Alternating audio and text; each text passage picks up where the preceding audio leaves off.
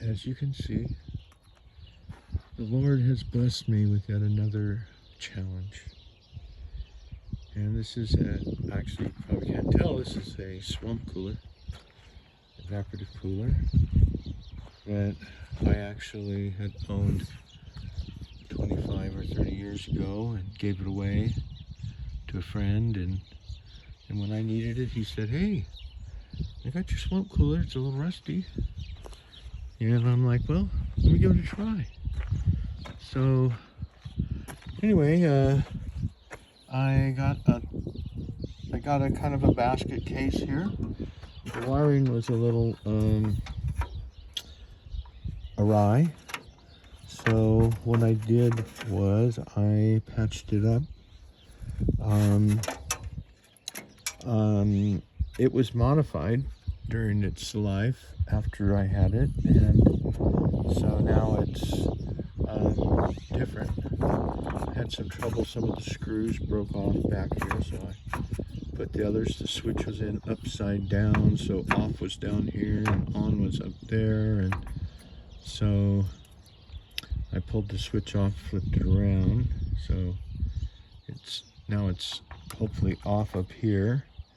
Then I got the trusty duct tape, and as you can see, all the quick fixes, the bullet splices, the magical electric tape, screwdrivers, the magic rusty metal primer, wet or dry sand. And as you can see, I'm going to need a little bit of sanding here. I got the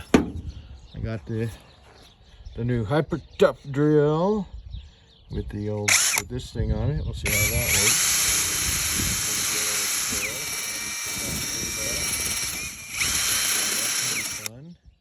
Just like, almost like Legos. Of course, I had to get my little screw kit out because this thing was a little screwed up. I got the shop vac out because, as you can see, there's rust everywhere. When I turned the fan on, it started blowing chunks of rust out. Even this is after I washed it last night. Oh my gosh, what's down there? Oh yeah, there's that. There's the drain pipe. It got kind of turned upside down. But I took the whole thing and took it over to the hose. You can see the ground, how wide it is. That's from all the calcium and lime that was built up on the filters.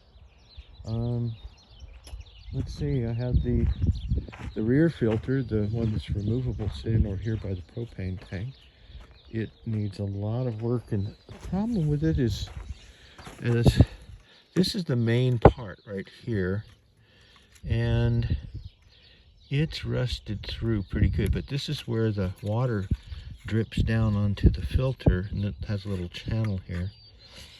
So my first test was to run the old trusty extension cord out of the entranceway, and I plugged it in to the, well, oh, it looks better now after I plugged it in. Cord, oh, wrong cord, sorry, didn't think that. That looked a little too clean. Plugged it into the very corroded and weathered plug. I'll clean that up with some sandpaper. And I had to first see if the motor ran. And of course the motor did not start on its own. It had a little hitch. And so I had to give it a finger, a finger to get it to spin down here. I mean, it's okay. I think some of the rust got jammed up in there. And got the wires fixed. Then I'm going to tape this down. I got the switch possibly in the right position. I got a stray ground wire here, which I'll attach to the frame. And then the next step will be to, before I go through all the trouble of painting and sanding, will be to flip this thing over and check the pump and see if the pump is working. Of course, here's the drain drains here.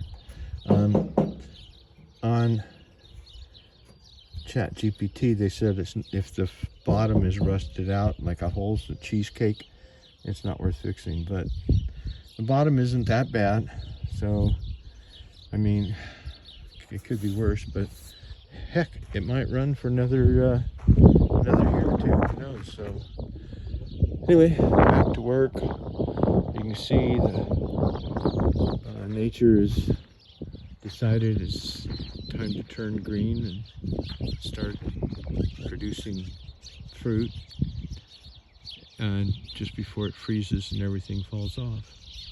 But yeah, what a day, huh? Amazing. Whew. So lucky. Thank you, Lord. Thank you for letting me get a shot back and be able to clean up this old rusty mess, and then the next project is waiting for me right out here, and that's the shed. Jerry and I went and got some materials.